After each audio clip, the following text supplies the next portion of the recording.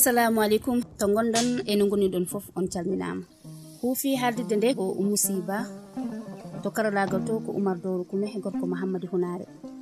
en garti hande e darul men aduna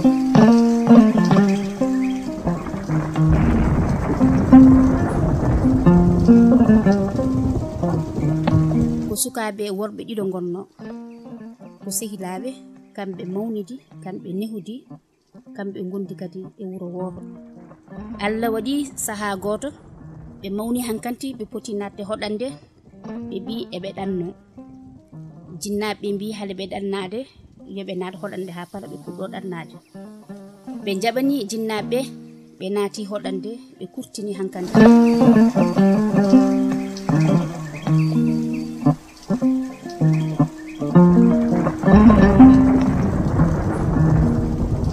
mo jorndi be naati e ladde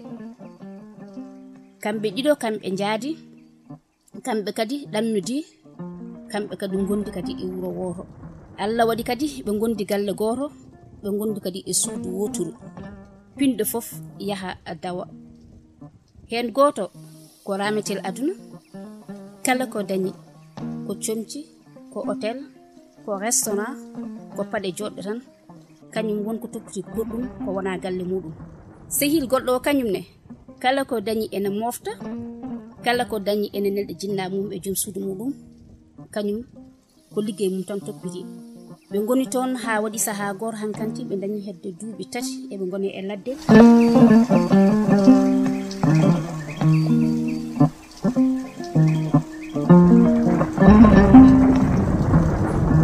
sehil hen goto noddi sehil keddido wi dum baden feere hankanti ko hen sabu en oyi do hen en do duubi tati o hebbiti o wi min de kam to gonmi do hen ala ko muftumi taw haydara so wona an jahan min kam jodo do ha diwo o do saha o hebbiti ala dum wawata wonde sabu e gandi ko enen gummudi ton ko enen gardi ga te be gandi ko enen gondi dum non mi wawata yaade taw a yahani o wi min non haydara mi moftani haydara mi jogani o wi mbete dum no wawi wonde o wi aha ko dawon min bada daw mbar jofto ko de haydara mi moftani o wi min non mi wawa yaade taw a yahani sabu mi hebi windude barake so tawi mbal arta ko enen gartirta dum non mi wawa woppude mo do hen ni woni be pini subaka be dawi konko sehil hen goto miji ma micci ma kanyum ndaysan wi wawa yaade woppo do sehil mudum jofti noddi mo be jewtidi o wi mo min de wonko kemmi moftude te mi yida yaade taw en jaadani joni ma wonko tottumami kebloroda joda hen ko nande e bagasuji kebloden on saha so yonti pasma e ko jittuda galle ma mam totte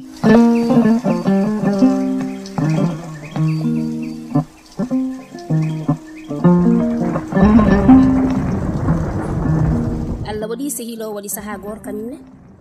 noddimo tottimo ko wiennoma ko itti kalis ma won munyaaji didi tottimo wimo yo hebloro hankanti ebe koota o yihi o sodi ko sodanno konko sehilo kanyum ne sodi kanyum ne bagage ko sodanno ha wadi saha gortan ala ko heddi e kodgol mabbe en heddi balde tati o noddi sehil makko konko ramatul aduna o wi min de mbadi yidi ngara jehen jewti en sabu ko mbaɗanɗa kam koko hunde mawno no feewi o wimo joni hade men yaade en goppata ha kittuɗen gaynen sen juuli geeƴe hawre koyɗe decci ngaraje hen jewtuyen o jabini sehil makko o ha waktu o yoni ɓe jeehi ɓe naati e ladde haɓe keɓi geeji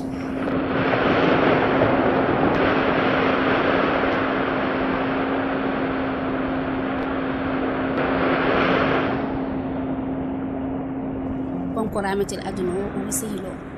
min de ko mbaɗanɗa kam ko no mawni no feewi kono noon ɓernam de nde ñawi so tawi en kooti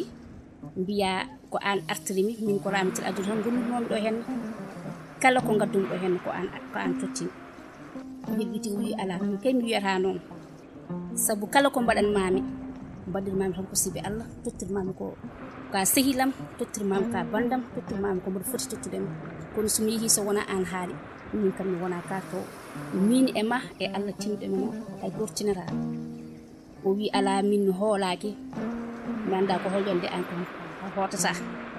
taw omo yobino labi makko o fi sehilo labbeje ha buubi o rondi dum o nanni dum e der tuwo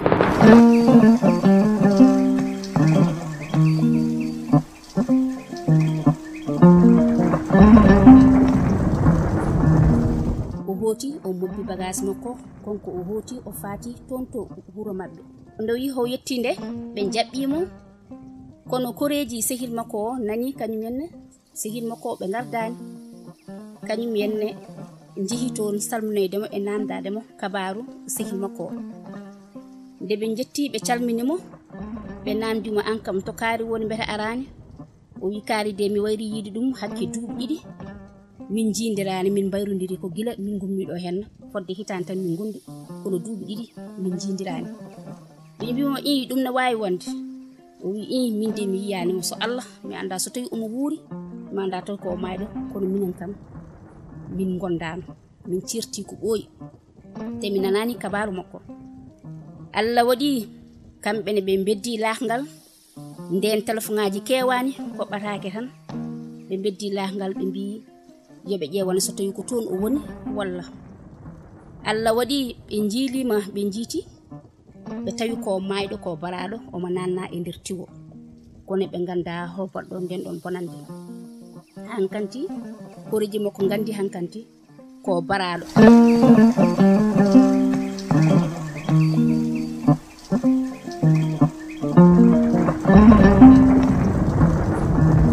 ni woni jom suudu makko joodima ha yalti ala poddo bamtude dum so wona sehil makko tan foti bamtude debbo be mbiibaade ko non wadde o yalti ala mo be dokkal mo so wona sehilo bamta debbo huufa sukaabe nda wonnon be kebi jibidinde Allah wadi konko sehilo o resi jom suudu sehil makko be gondi habe jibdini be gondi hakke duubi 15 ni woni wadi saha gortan jom suudu sehil makko mo warnowo Allah wadi tan o yi e bagage o feggere wotere feggere nde non konko nelduno dum jom galle makko baraado o ndaari feggere nde o jetti feggere nde o mofti nde o mo andi carrément nde do feggere konko nelduno jom galle makko te jom galle makko wi o wayri yiide jom galle makko baraalo fodde duubi didi te nde o neldumo feggere nde wonana hay lewru jom galle makko destudo mo arti ni woni o jetti feggere nde o mofti nde kono o mo wonde e nganuma o ronki tan deje sabu feggere nde hankande woni e hakkille makko no feewi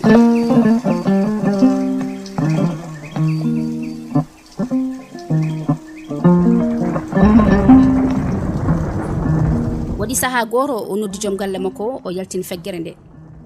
o wi an de do feggere holde kebirdande o wi de do feggere ko feggeram o wi de do feggere de ko min nelduno dum jom gallam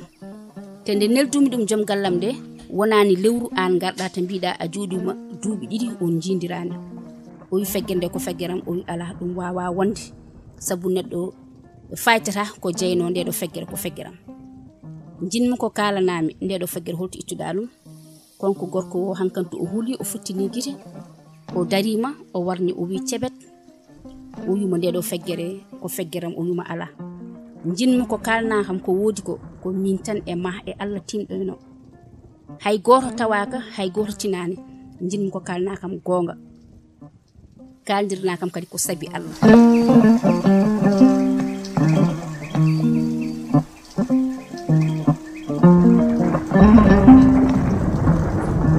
jonnon gorko o yalti uddi suudu yehi joodi kanyum ne ronki danade ronki nyamde ronki yarde hakkille mo hankanti heedi hen wadi saha gortan o noddi jom suudu makko o wi mbadi yidi ngara jewri en mi habordo ko kalan mami o woppi ha feccere jamma haydara ananata so wona to colli nanata walla nana to buru woddude ko nande e pobbi ko dum tan nanata jamma jengi ni woni be jehi ha be goddoyi ha be jalti wuro o wimo ko mbinoɗa ñande ko de ko ɗum jinni jewten an namdinamami feggere nde majjinmami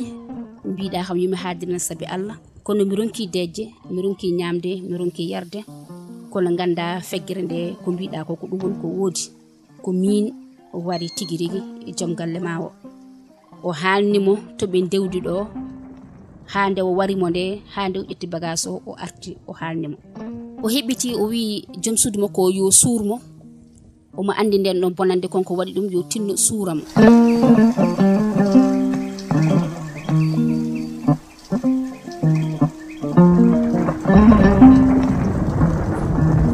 bandiraɓe beele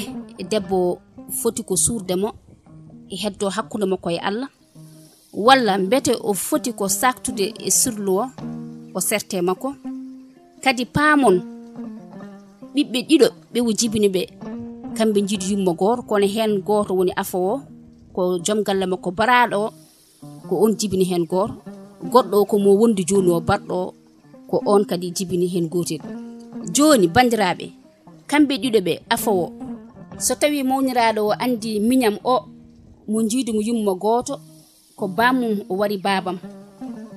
walla miñiraɗo o e hoore muɗum mawnam oɗo mo jiidumo yummo goto ko babam o wari bamum ɗum bandiraɓe holno siforto ɗum noon kon joom hakkillaji jumtuɗi joom gandi kisdi oɗon paɗaɗo ko foof hol ñawore foti fawade e dow muɗum walantuno on darogol ko Oumou-Sy-Ba to karalagal to ko Oumar Doro Kume ha saaha goɗɗo e darol gongol on jarama